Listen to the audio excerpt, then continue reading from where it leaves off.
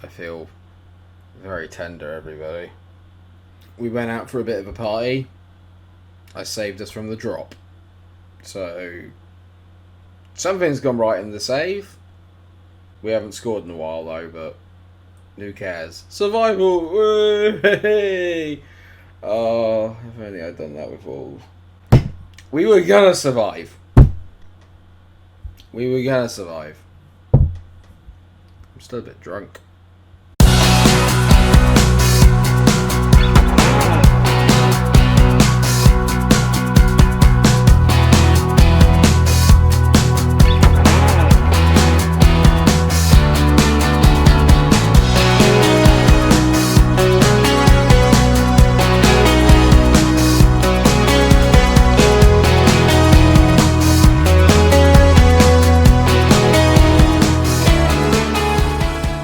Don't worry, viewers, I'm not drunk, you know me, ever the professional.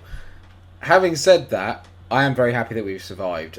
We were looking slightly precarious for a while, but good draws against Stoke, Sheffield United, and Hull have seen us pick up 3 points in our last 4 games. I've only lost 1 since I took charge, and that was against Derby, which is a little against the run of play, to be fair. Ultimately, though, it's been a pretty successful end towards the season. I've only lost 1 in 6 games, that's not bad. I've only won 1 in 6, but that's irrelevant. If I win today, it's 2 in 7, and that is very impressive. Goals are the problem, okay, and I knew that when I took hold of the job because we don't have an out-and-out centre forward, as I've told you before. Semenyo is decent, but he's not going to win you any prizes. Actually, you know what, today I'm going to swap him with Andy Weimann, who's been in equally poor form, but he has got 10 goals to his name this season. We've had a couple of injuries to Atkinson and to Baconson, who I've actually managed to get signed on a new contract, so all is not lost. It's been a pretty positive end towards the year. Everything is tied up. There is nothing to play for other than getting through this game and focusing a little bit more on what's going to happen next year and in the save in general. Huddersfield are just below us in the table, so if we do lose today, there is a chance we could finish 20th or maybe even 21st, which would be horrific, but we would have stayed up, and that was the target at the start of the day. When I first took charge, that should still be the aim now. What I was going to talk about a bit today then is how this relates to the save, because obviously the original idea was that we play with Wolves, we do really well, we try and win a cup. Really right now what it is, I don't want to say it's an aimless save. My ambition would be to try and get Bristol City promoted from the Championship into the Premier League. That kind of like now is the ambition, but obviously it's a long-term project. That's not something I'm sort of like looking to do. This is more now just to see how we kind of get on. If I can get us promoted, that would be a really, really good end, or even get us to the playoffs, I think would be a really kind of like good way to potentially finish the series before we start the Billericay one. Otherwise, we're treading into the territory of what will happen in the Billericay 7. It could be very kind of similar in the sense that we're trying to climb up through the divisions in England, if you see what I mean. But it's kind of up to everyone else, but I feel like so far I've really enjoyed being part of this Bristol City sort of journey. As Weimann, I put him up front, he scores a goal, great player there by Jay Da Silva, who I said before the game I'd had a bit of a telling off and gave him some strong words because he's not been very good, even though he's one of my best players. But I think that I'm enjoying the kind of like journey with it. I just don't want it to sort of affect the Billericay save. Do you see what I'm saying? Ultimately, it won't be. It's just the fact, obviously, that we're a kind of like lower league English club than going into the trying to get towards the PL. But at the same time, it'll be different players, it'll be different things. The Billericay saves can be a lot more long term. This video might not be long term though, because we're literally there's been bugger all in the way of highlights, but we're 1-0 up, which ultimately is all I care about. This has got goal written all over it. Great effort by Toffolo, and it goes just wide. Toffolo sounds like a kind of fantasy sort of like monster, like Heffalumps and Woozles from Winnie the Pooh. Do you know what I mean? We've played quite well, to be fair, so far today. This control possession tactic seems to work quite well for our team, and I like the fact that we seem to be defensively, and I say this very tentatively because I said it about us at Wolves, but we seem to be quite defensively well set up, and we've got a lot of good players that can kind of fulfill that role. I've got a lot of very good quality defenders here. What I really need is more going forward, and I think with Alex Scott and the midfield that we have, the only thing I really need to add is the wings and the strikers. I feel if I add to those areas, then we're going to be in business next year. I just need to find someone that is going to get me 20 to, I mean, it could be Andy Vyman who gets another goal. Again, from Jay Da Silva, we could be in that point next year where maybe we could push for playoffs. If I can find a 20 to 30 goal a season striker, easy to say, for this league, then I think we could be a real threat. And there's one player I have in mind. I'm pretty sure you all know who he is.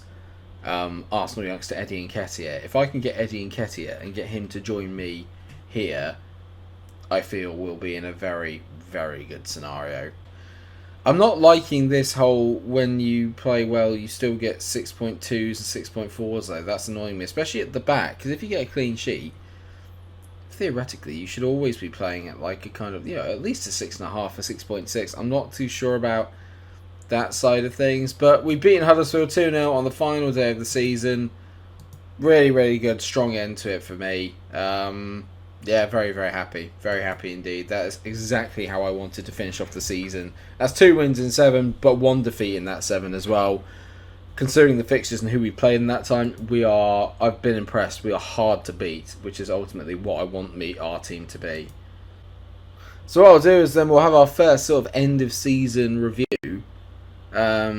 See what it says. So here we go. Obviously, I've not been here for the majority of this.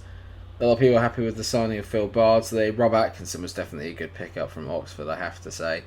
They got Savert, Andy King, Albert Doma, who I'm not too sure on. But it looks like Phil Bardsley was their signing of the season, which is fine.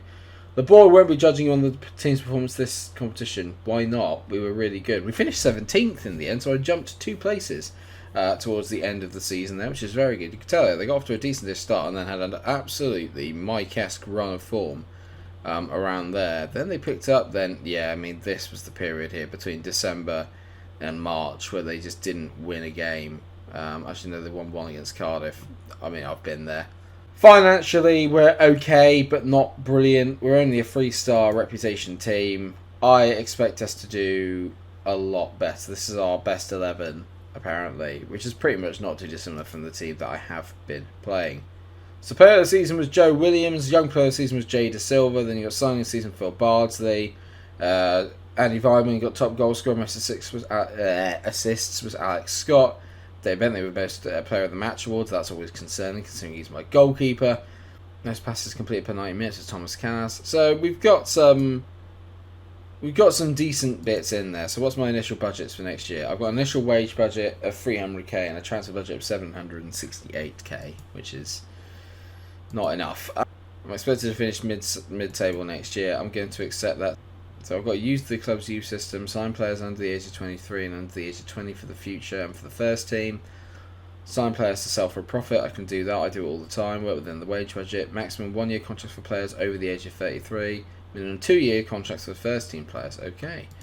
I'm going to say we can earn mid-table next year. But I haven't upset anyone. Everyone's pretty happy. I'm pretty happy. Yeah, okay. So there's plenty to look forward to next year. Obviously, it's going to be a very busy window for me. I need to try and put my Mike-esque sort of like stamp on this team. But realistically, the only thing I really need to improve is maybe the wings and the striker. Other than that, I'm very, very happy. So I will leave you with that then, everyone. Thank you so much for watching today's episode. And thank you for obviously supporting me through the series in these dark, dark times. Hopefully next year we will be on for a playoff or a chance, or maybe even get a promotion finish, but mid-table is more likely. We will see. All I can say is thank you so much for watching this episode. I hope you've enjoyed it. If you have, you know what to do. Drop a like on the video, share, subscribe, come back for more FM22. It's all heating up a little bit. I'm very, very excited. Until I see you again, everyone, take care of yourselves and stay cool. Bye!